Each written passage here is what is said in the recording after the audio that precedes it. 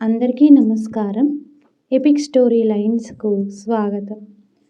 అష్టలక్ష్మి రూపాలైన ఆదిలక్ష్మి, ధనలక్ష్మి, ధాన్యలక్ష్మి, గజలక్ష్మి, సంతానలక్ష్మి, ధైర్యలక్ష్మి, విజయలక్ష్మి, విద్యాలక్ష్మిగా వరలక్ష్మీదేవి భక్తులను అనుగ్రహిస్తుంది.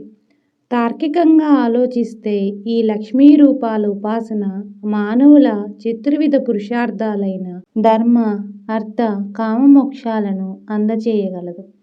ఆదిలక్ష్మి భౌతిక సంపదకు చిహ్నంగా భావించిన ఆధ్యాత్మిక సంపదకు తొలిమెట్టు వంటిది. తన భక్తుల నిత్య అవసరాలకు ధనలక్ష్మి ఆలంబననిస్తే వారి పొట్టపాట్లు తీర్చే తల్లి ధాన్యలక్ష్మి. ధర్మపాలనకు, పరిరక్షణకు కొండంత అండగా గజలక్ష్మి నిలిస్తే పసిపిల్లల రక్షణ, సంరక్షణలకు సంతానలక్ష్మి సహకరిస్తుంది.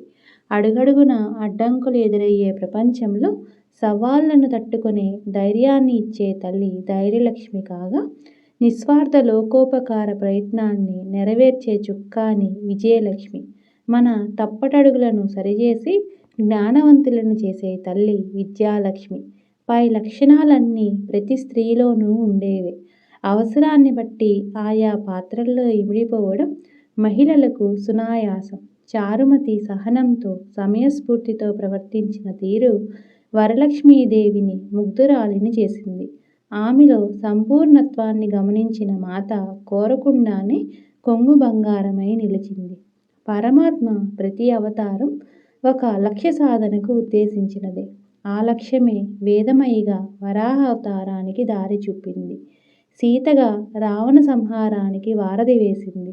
అలా ఆ లక్ష్య సిద్ధిదాత్రే వరలక్ష్మీమాతగా ఇలా నెలవైన పుణ్య శ్రావణ మాసమిది.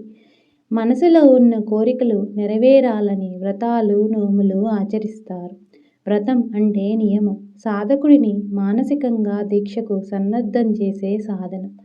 పురాణాలు వివిధ రకాల వ్రతాలను సూచించాయి. వాటిని మనస, వాచ, కర్మణ ఆచరించినప్పుడే ఆ ఫలితాలు అందుతాయని పెద్దలు పేర్కొంటారు. వాటిలో అత్యుత్తమమైనది వరలక్ష్మీ వ్రతం.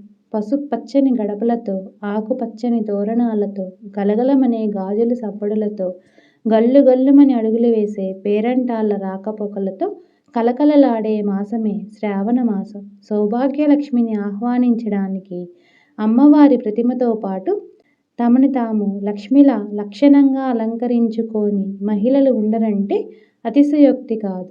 కుటుంబ శ్రేయస్సు కోసం, సకల శుభాల కోసం రోజంతా ఉపవాసం ఉంటూ మోముపై చెదరని చిరునవ్వుతో, అమ్మ ప్రతిమపై మీరని ధ్యానంతో వచ్చిన ప్రతి స్త్రీలోనూ అమ్మను దర్శించుకునే అపురూప సందర్భమే వరలక్ష్మీ వ్రతం.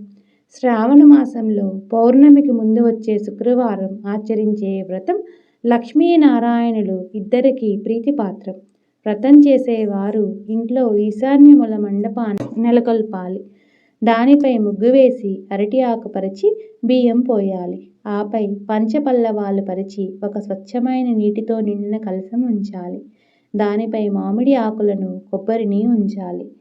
ప్రాణం, శక్తి, చైతన్యం వంటివన్నీ నీటి ద్వారానే ప్రసారమవుతాయి కాబట్టి కలశ స్థాపనకు వ్రతం ప్రాధాన్యమిచ్చింది. తర్వాత అమ్మవారి రూపాన్ని శక్తి మేర అలంకరించి మండపంలో ఉంచాలి.